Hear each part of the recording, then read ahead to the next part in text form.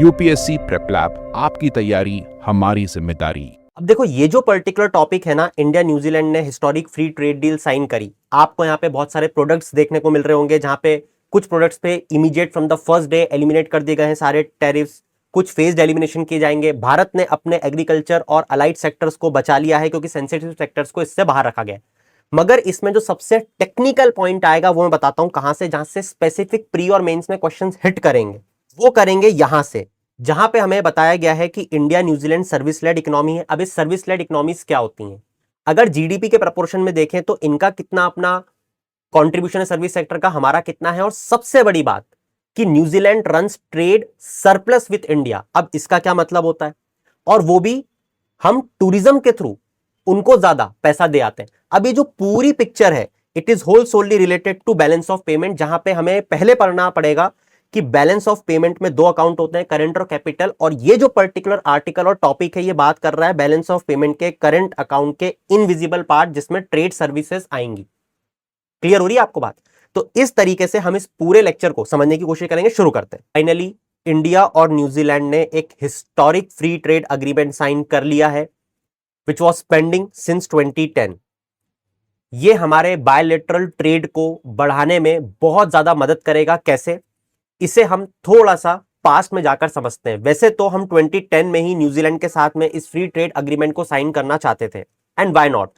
In fact अगर आप देखोगे तो पिछले कुछ समय में इंडिया ऐसा लग रहा है एक मैराथन दौड़ रहा है, जहां पे वो हर किसी के साथ बायलैटरल ट्रेड रिलेशनशिप को एनहांस करने के लिए फ्री ट्रेड अग्रीमेंट साइन करता जा रहा है। अब हुआ कुछ यूं कि ये जो एक ऑर्गेनाइजेशन, ये एक institution regional comprehensive economic partnership है। इस आरसीईपी का कॉन्सेप्ट क्या है? बड़ा सिंपल सा है कि आसियान और कुछ और देश मिलकर, स्पेसिफिकली 5, जिसमें China, Japan, south Korea, Australia और न्यूजीलैंड आता है, जिसमें इंडिया भी पार्ट बनने वाला था, जहां पर ये सारे देश आपस में एक फ्री ट्रेड अग्रीमेंट साइन करने जा रहे थे। If I am not wrong, this was way back in 2016। मगर इंडिया को यह डर था कि इस पर्टिकुलर इंस्टीट्यूशन में कुछ देश ऐसे हैं, जैसे कि चाइना, जैसे कि ऑस्ट्रेलिया और जैसे कि न्यूजीलैंड, जहां से अगर माल डंप होना शुरू हो गया तो it will impact negatively to our own domestic producers. इस कारण से भारत ने रीजनल कॉम्प्रिहेंसिव इकोनॉमिक पार्टनरशिप से अपने आप को बाहर रखना ठीक समझा। मगर आज की जो परिस्थितियां हैं, एज वी ऑल नो, जो भी टेरिफ बैरियर्स, जो भी यूएस के रेसिप्रोकल टैरिफ्स लगाए जा रहे, इस कारण से इंडिया ने फोर्सफुली अब ये फ्री ट्रेड अग्रीमेंट साइन करना शुरू किए हैं। और जैसा कि हम लोग लगातार पढ़ते भी जा रहे हैं, that the world is shifting from the multipolar to bipolar world, जहां पे हर देश दूसरे देश के साथ में अपनी खुद की एक संधि करके उसके साथ ट्रेड करना चाह रहा है। क्योंकि वर्ल्ड ट्रेड ऑर्गेनाइजेशन डिसफंक्शनल हो चुकी है, हम सब जानते हैं। उसके हेड को अपॉइंट नहीं होने दे रहा है यूएस, एंड वेरियस मैटर्स। तो यहां पर सबसे पहले हमें यह समझना जरूरी था कि इंडिया और न्यूजीलैंड के बीच में फ्री ट्रेड अग्रीमेंट को साइन करवा पाना मुश्किल क्यों था, राइट वे बैक फ्रॉम 2010, वरना हम तो पहले ही कर चुके होते। हमें यह समझना जरूरी था कि इसके पहले भी we have taken several initiatives with the help of RCEP, जहां पे आसियान और बाकी के कुछ देशों ने मिलकर फ्री ट्रेड अग्रीमेंट साइन करने की कोशिश करी, बट भारत को उससे बाहर क्यों रहना पड़ा। इसी के साथ साथ ये जो आरसीईपी है, अगर आप इसके कंट्रीज को बहुत ध्यान से देखोगे, देखो आसियान तो एक बहुत छोटा सा ग्रुप है ना, मतलब छोटे छोटे देशों का ग्रुप है, मगर इसमें एक ऐसा बम बैठा हुआ है चाइना, जो कितने मासिव लेवल पे हमारे देश में आज भी माल को डंप करता है, ये हम सब जानते हैं। ठीक है, वो कैसे अपनी करेंसी को डिवैल्यू करके माल को डंप करता है, ये हम सब उसकी प्रैक्टिसेस को जानते हैं। मगर अब ये जो पर्टिकुलर प्रॉब्लम है, ये इस एफटीए के थ्रू हमने रिजॉल्व करने की कोशिश की है। क्यों? क्योंकि जो भी सेंसिटिव सेक्टर्स थे हमारे देश के, हमने उसे इस India New Zealand free trade agreement में बचाने की कोशिश करी है। आगे बढ़ने के पहले एक बार जल्दी से कुछ बेसिक चीजें देख लो, इसको बेहतर तरीके से समझने के लिए। जैसे इंडिया और न्यूजीलैंड के बारे में हम बात कर रहे हैं, तो आपके दिमाग में एक इमेज क्लियर होनी चाहिए कि इंडिया इधर है, ठीक है, और न्यूजीलैंड इधर है। हाँ, मुझे पता है यहाँ पे मैप गलत दिया हुआ है, बट जहां से कॉपी किया मैं बना सकता नहीं था, बट ठीक है। ये इंडिया है, ये न्यूजीलैंड है। इसे और बेहतर तरीके से समझने के लिए आप इसे ऑस्ट्रेलिया के इस साइड न्यूजीलैंड, जिसकी कैपिटल वेलिंगटन, ये पॉलिनेशिया और ओशनिया का पार्ट है, राइट। अब देखो, इंडिया न्यूजीलैंड के जो फ्री ट्रेड एग्रीमेंट है, उसके कुछ निटी-ग्रिटीज पे हम लोग बात करते हैं। अब देखो, ये जो पर्टिकुलर आर्टिकल है, ये कितनी बड़ी बात बोल रहा है, और इस बात को सुनकर आपको बहुत सोचना पड़ेगा। क्योंकि ये स्पेसिफिकली प्री में आपको हिट करता हुआ दिखेगा। ये एक बहुत ही टेक्निकल पॉइंट है जो मैं बताने जा रहा हूं। जब यहां पे लिखा हुआ है कि इंडिया और New Zealand both service lead economies, सोचो पहली बात तो कि कितनी बड़ी बात है ये आपको पता होना, जिसके साथ में आपने फ्री ट्रेड एग्रीमेंट को साइन किया है, कि दोनों सर्विस लेड इकोनॉमीज हैं। आप समझ रहे हो, मतलब कि दोनों के जीडीपी के कंट्रीब्यूशन में service sector plays a very important और मेजर रोल। यस और नो? ये आपको पता होना चाहिए था, बिल्कुल पता होना चाहिए। अब वो कितना कंट्रीब्यूट करते हैं as a percentage of GDP respectively, मतलब कि अगर मेरे देश की जीडीपी इतनी है, जो कि ऑफकोर्स न्यूजीलैंड से ज्यादा ही होगी, और न्यूजीलैंड की अगर इतनी है, तो इन दोनों देशों में जो सर्विस सेक्टर है वो कितना बड़ा रोल प्ले करता है। तो यहां से देखने में समझ में आ रहा है, क्योंकि लिखा हुआ है कि 50% है न्यूजीलैंड, मतलब 50% कॉन्ट्रीब्यूशन जीडीपी में न्यूजीलैंड में किसका है? सर्विसेज का। और हमारे देश में वो कितना है? वो है मोर देन 65%। यस और नो? समझ आ रही बात? तो सर्विस सेक्टर का इतना मेजर कंट्रीब्यूशन दोनों देशों में है, ठीक है, ऑफ जीडीपी रिस्पेक्टिवली। अब यहां पर दूसरी चीज जो समझने वाली है वो ये है कि New Zealand runs a service trade surplus with India. अब इसका क्या मतलब है? जैसे ही हम ये पढ़ते हैं कि सर्विस ट्रेड में सरप्लस है न्यूजीलैंड, मतलब कि एक बात तो साफ है कि न्यूजीलैंड हमें सर्विसेज को ज्यादा बेच रहा है, ज्यादा वैल्यू की सर्विसेज बेच रहा है, और हम उसे कम वैल्यू की सर्विसेज बेच पा रहे हैं। इसका सीधा सा मतलब है कि that New Zealand is earning more from India while exporting services to us than what India is earning from New Zealand by selling services to them। तो इंडिया यहां पर घाटे में है क्या? जवाब है हां। न्यूजीलैंड यहां प्रॉफिट में है क्या? जवाब है हां। ये एक और चीज समझ में आती है। अब तीसरी चीज यहां पे समझने वाली है कि ये जो ट्रेड सरप्लस सर्विसेज में न्यूजीलैंड रन कर रहा है इंडिया के साथ में, ऐसा क्यों हो रहा है? तो जब मैं इसको सोचता हूं तो मेरे दिमाग में मुझे ऐसा लगता है कि सर्विस सेक्टर मतलब क्या? आईटी और बीपीओ। आईटी सेक्टर में तो इंडिया बहुत ज्यादा आगे, तो आईटी सेक्टर में तो इंडिया को ज्यादा सेल करना चाहिए, एक्सपोर्ट करना चाहिए न्यूजीलैंड को, और ज्यादा पैसा कमाना चाहिए। ये उल्टा कैसे हो पा रहा है? मतलब क्या हम सर्विस सेक्टर में पिछड़ रहे हैं क्या?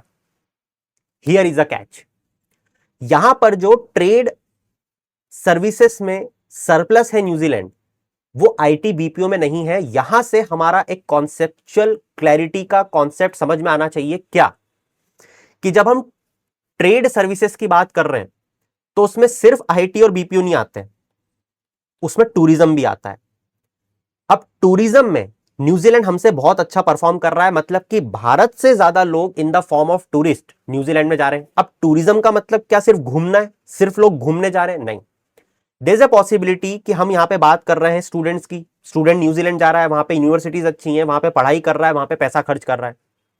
अब यहां से कॉन्सेप्ट आता है जो यूपीएससी ने प्रीवियस ईयर क्वेश्चन में क्वेश्चन पूछा था, if I am not wrong it's way back in 2015-16, जब कॉमनवेल्थ गेम्स थे। कॉमनवेल्थ गेम्स में क्वेश्चन था कि अगर कॉमनवेल्थ गेम्स में बाहर के लोग यहां पर आकर खर्चा करेंगे पैसा, मान लो कि टॉम क्रूज है, वो टॉम क्रूज आ जाता है भारत में और भारत में आकर कुछ हवाई चप्पल खरीदता है। देखते हैं, अब जैसे ये है टॉम क्रूज, ये आया और इसने हवाई चप्पल खरीद ली। अब इसने भारत में आके हवाई चप्पल खरीदी, तो इसको हम क्या बोलेंगे? हमें लगता है कि फॉरेनर भारत आया, भारत आया मतलब इंपोर्ट, मतलब इसने यहां पे जो भी खरीदा वो इंपोर्ट में नहीं। इमेजिन करो वो यहां पर आया, उसने हमारे सामान को खरीदा, तो ये एक्सपोर्ट में आना चाहिए, इसीलिए ये गुड्स एक्सपोर्ट में आता है। और ये जो पूरा कॉन्सेप्ट है ये डील करता है बैलेंस ऑफ पेमेंट से। बैलेंस ऑफ पेमेंट जिसमें दो तरीके का अकाउंट आते हैं, एक होता है करंट अकाउंट, एक होता है कैपिटल अकाउंट। अभी हम जिस ट्रेड सर्विसेज सरप्लस की बात कर रहे हैं वो बैलेंस ऑफ पेमेंट के करंट अकाउंट के इनविजिबल का पार्ट होता है। जैसे कि यहां पे balance of trade, merchandise trade जो होता है वो बैलेंस ऑफ पेमेंट के करंट अकाउंट के विजिबल का पार्ट होता है। लाइकवाइज ये जो सर्विसेज होती है जिसमें shipping, tourism, banking, insurance etcetera, ये सब इनविजिबल का पार्ट होता है। तो इस तरीके से आपको इस पर्टिकुलर टॉपिक को कनेक्ट करना था बैलेंस ऑफ पेमेंट से।